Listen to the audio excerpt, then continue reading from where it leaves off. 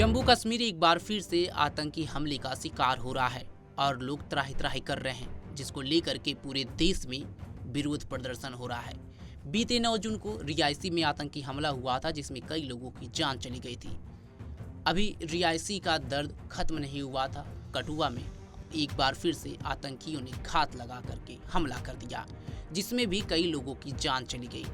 अब सरकार से सवाल पूछे जा रहे हैं। अब सरकार की तरफ से सामने आए हैं केंद्रीय मंत्री जितेंद्र सिंह। उन्होंने इसकी जानकारी ली और घायलों को इलाज के बारे में बताया कि इनका इलाज चल रहा है। सुनिए जितेंद्र सिंह ने क्या कुछ कहा। बाकी जिस प्रकार की घटना हुई है, निश्चय ही हर आम नागरिक को उसकी चिंता भी है, उसके लेकर के रोष भी है।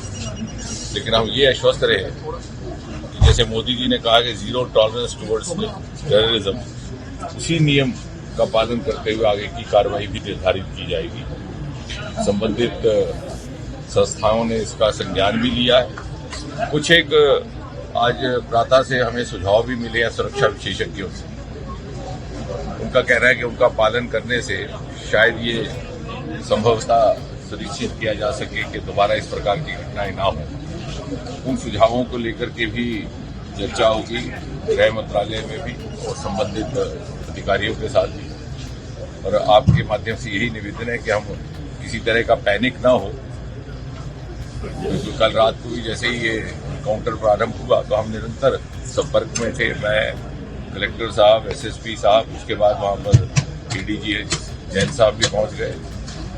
उस घर के सदस्यों के साथ मोबाइल पे भी संपर्क था, परंतु न मालूम कहीं से ये समाचार चलने लगा कि 2 व्यक्तियों की हत्या हो गई है, जिससे बहुत अधिक वहां पर उत्तेजना और पैनिक फैल गया। तो हम थोड़ा सा कंफर्म करने के बाद संबंधित लोगों से आगे बात बढ़ाए। साथ ही साथ सुरक्षा बल भी प्रशंसा के पात्र हैं कि उन्होंने बहुत लंबा समय ना लेते हुए इस एनकाउंटर को संपन्न किया है। दोनों आतंकी लिक्विडेट कर दिए गए और इसी प्रकार से छत्रकला में भी चल रहा है एक एनकाउंटर। उसको लेकर के कुछ सुरक्षा संबंधित सुझाव आए हैं जो हमने संबंधित अधिकारियों तक पहुंचाए हैं। पुलिस और अर्धसेना बल वहां पर मौजूद है। सेना की यदि आवश्यकता हुई तो उसे उपलब्ध करवा लिया जाएगा और सिविलियन और पैरामिलिट्री प्रशासन के बीच जो जॉइंट कंट्रोल और जॉइंट समन्वय है बहुत बढ़िया ढंग से आगे बढ़ रहा है।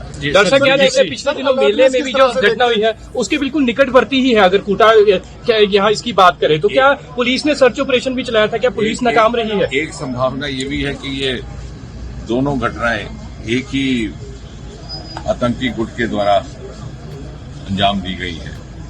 अभी मेरा वहां भी जाना होगा उस परिवार में, लेकिन उसको लेकर के आप ये आश्वस्त रहिए और आपके माध्यम से भी बाकी हमारे यहाँ जितने भी नागरिक के निवासी हैं कि ये जो थोड़ा सा शिफ्ट हुआ था टेररिज्म का फोकस कश्मीर घाटी से इस संभाग की ओर से, ये भी इस बात का संकेत है कि वो अधिक वो दबाव में है। सर, बीडीसी को फिर से रिवाइवल के लिए सरकार से उनको घाटी पर दबाव पड़ा जी और उन्हें मजबूर होकर के अपना फोकस शिफ्ट करना पड़ा, लेकिन वो यहाँ सफल नहीं हो पाएंगे। उसका एक बहुत बड़ा कारण ये भी है कि ये सारे का सारा खित्ता, ये हीरानगर का इलाका और ये दूसरा इलाका, ये रिवायती तौर से राष्ट्रवाद और देशभक्ति से ओतप्रोत लोगों से भरा पड़ा है और इससे हमें आम जनता का सहयोग भी पूरी तरह से उपलब्ध है। जिस प्रकार से कल भी वहां के स्थानीय लोगों ने जिस प्रकार से सहयोग किया है वो भी एक उदाहरणीय है और इसलिए मुझे विश्वास है कि यदि आतंकी हताश होकर के घाटी से यहाँ शिफ्ट करने का मंसूबा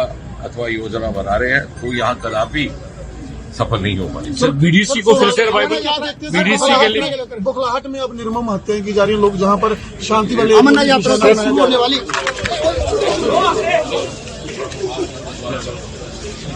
सर, बीडीसी का रिवाइवल क्या फिर से? उसके ऊपर तो पहले से विचार चल रहा है। जी जी सर, फारूक साहब कह रहे हैं कि यात्रा को भंग करने की तो नहीं कोशिश की जा रही, क्योंकि हमेशा अमरनाथ यात्रा को भंग करने के लिए इस तरह की हरकतें की जाती है। जिस कारण से भी की हो, निश्चय ही पड़ोसी देश सदा किसी न किसी कारण से या शरारत पर आमादा रहेगा। ये आज की बात नहीं, सदा ऐसा रहा, लेकिन उससे अधिक तो वो सोचने लायक बात है वो ये है कि हमारी किस प्रकार की तैयारी